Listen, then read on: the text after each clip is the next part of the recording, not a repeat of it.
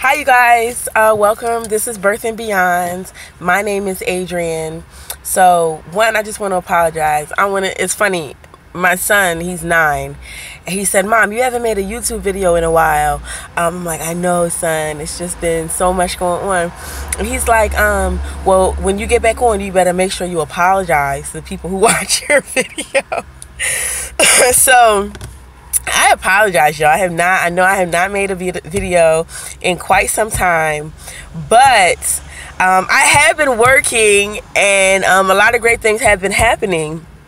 And just last week, I supported a mom at her birth, and she was 41 weeks pregnant, and she had an induction. And so in the days leading up to her induction and us just working on different things to get her prepared and to try to get her to deliver her or to go into labor spontaneously without having to have the induction, it made me think about the importance of estimated due dates and just the topic of it all, and how we can get so wrapped up in it, and it can create anxiety and the need to rush unnecessarily the delivery of our child.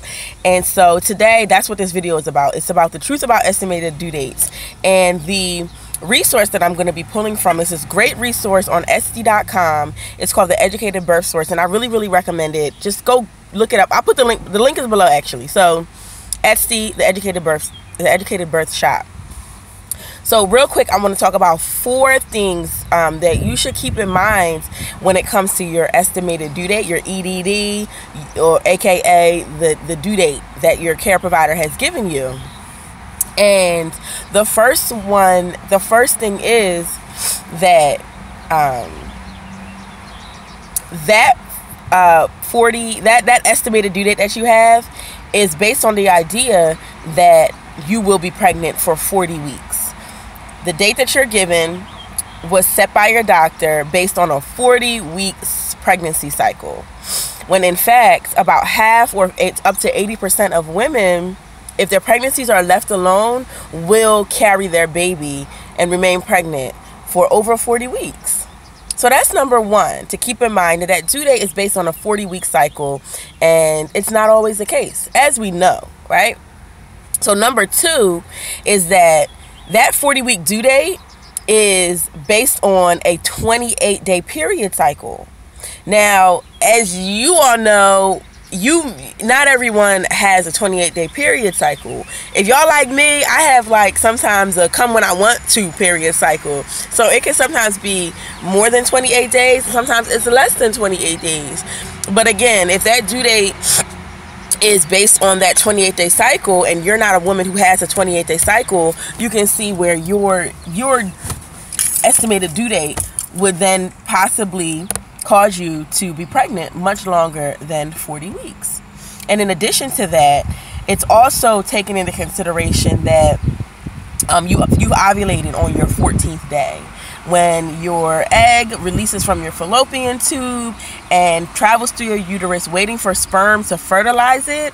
That's that ovulation period that they're talking about. And so not every woman ovulates on that 14th day. It's different for us all, and it's okay. But that's just something to keep in mind when you think about your due date, and you may notice that you're going past your date.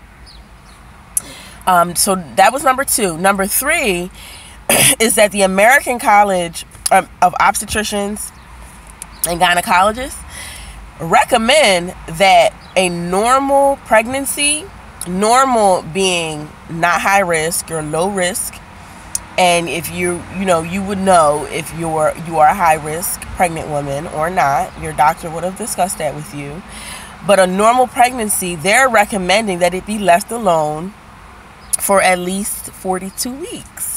And I think that I love that because a lot of times the medical field gets a bad rap when in this birth world, as well as holistic birth workers. There's this assumption that we just support everyone having their birth at home vaginally, or in the woods next to baby deer somewhere, right? And some people do feel like that, and that's okay. But I like that fact, and it coming from the governing board of obstetricians, because it shows that even they suggest for you to wait, and not rush that, and be dead set on that 40 week due date. Okay, and number 4 is that on average, first time moms will not deliver their baby spontaneously up until 41 weeks and 3 days, or 41 weeks and 1 day, somewhere around there. And if you have had a baby already, on average, if you let your pregnancy be, it's 40 weeks and 1 day. So again, that's just another tidbit fact that shows that this estimated due date, if we just leave our bodies alone most of the time, we will go into labor when it's time. And the reason why it's important to keep these 4 things in mind is because, you know, if we develop this anxiety around needing to deliver our baby on this date that we've set on our calendar since day 1, you know, we may induce a labor, or, you know, go into a C-section prematurely.